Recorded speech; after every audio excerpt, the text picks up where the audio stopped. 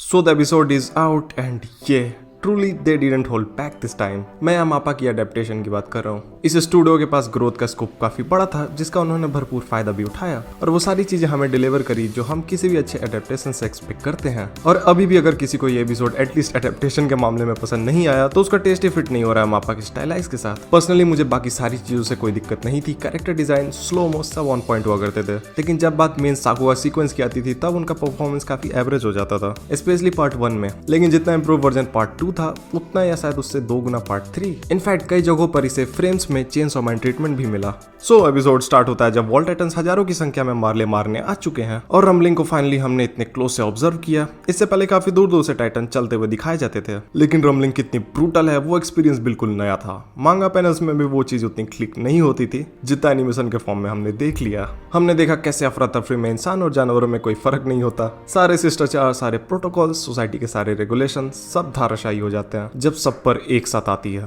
कोई टेक्नोलॉजी बचाने वाली नहीं रह जाती क्योंकि उसे ऑपरेट करने वाले भी भाग ही रहे होते हैं।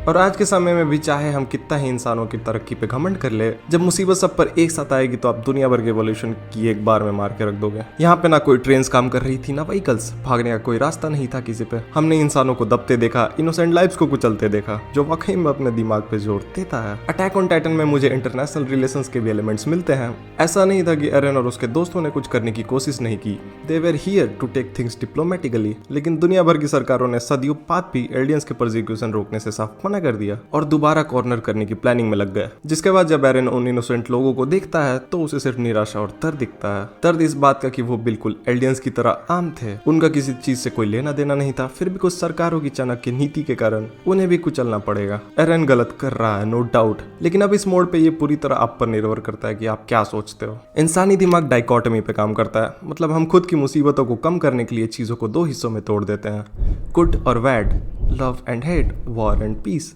इसलिए अटैक ऑन टाइटन काफी समय हमें अनईजी फील करवाता है, क्योंकि कई सीन्स में आप सही गलत डिफाइन नहीं कर सकते। इनफैक्ट अगर कोई बंदा इसे हिस्ट्री के सब्जेक्ट की तरह लिखे तो वो इस बात पर निर्भर करेगा कि उसकी पर्सनल बिलीव्स क्या है। But we have Isayama who showed us the complexity and realism of human behaviours. Racism, war, freedom, in core subjects पे बिना प्रोपेगेंडा के कोई कुछ नहीं बनाता। And the fact that he integrated all these subjects with the main plot point is already commendable. Well, इस 1 घंटे के एपिसोड में मेन सब्जेक्ट इतने ही थे। बाकी अपने सर्वे कोर के मेंबर्स उसे रोकने की कोशिश करते हैं। उनके बीच हो रहा डायलॉग से हम साफ पता कर सकते हैं उन्हें भी नहीं पता इस पॉइंट पे क्या करना चाहिए। एरन उनका बंदा था और वो बिल्कुल सेफ है, but genocide is morally and ethically incorrect for these guys, so they are doing what they feel. In fact ये चीज इस पूरे सीरीज के थीम से बिल्कुल अलग है। 2 सेपरेट ग्रुप्स एक साथ एक कॉमन थ्रेट को रोक रहे हैं, जो एक्चुअल में एग्जैक्टली उनके लिए थ्रेट नहीं है बल्कि बाकियों के लिए है, जो इससे पहले पैराडाइज को मिटाना चाहते थे। हमने इस एपिसोड में फ्लॉक को भी देखा, जिसने अभी तक गिव अप नहीं करा था, और उसके ठीक बाद हांजी जोई की retirement with the banger sakuga sequences. और ये सीन काफी आराम से कंपेरेबल है लीवाई की स्विंगिंग सीन से। कैमरा बैक एंड फोर्थ भी होता है और मूवमेंट भी काफी स्मूथ थी। Most of the animators who did this scenes are mostly new in the field, including Jing Jiangxing, Taishi Furamata and Kyukawa, the guy who worked on Floch's epic scene. This scene will be remembered for years, no cap.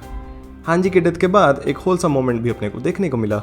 हांजी जोई कभी commander नहीं बनना चाहती थी, but the reason why she did and force herself for everything was Erwin and rest of her comrades, जिन्होंने survey core में रहते हुए अपनी जानें दी थी। और हांजी को हमेशा लगता था कि वो उसे कहीं ना कहीं देख रहे हैं और उनके बलिदान को मीनिंगफुल बनाना उसकी जिम्मेदारी है, जो अंत में वो निभाती भी है।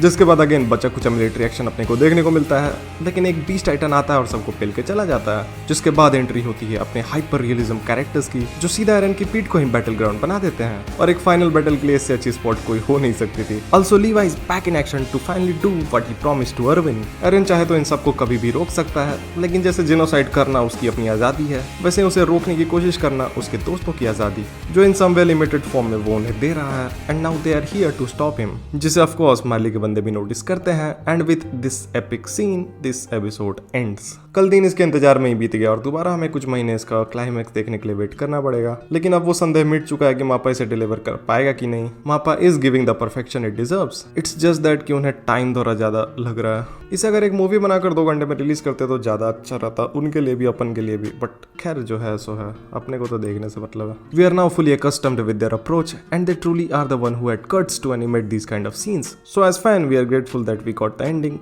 Thanks. See ya. This is Akid from An Enthusiast. Peace out.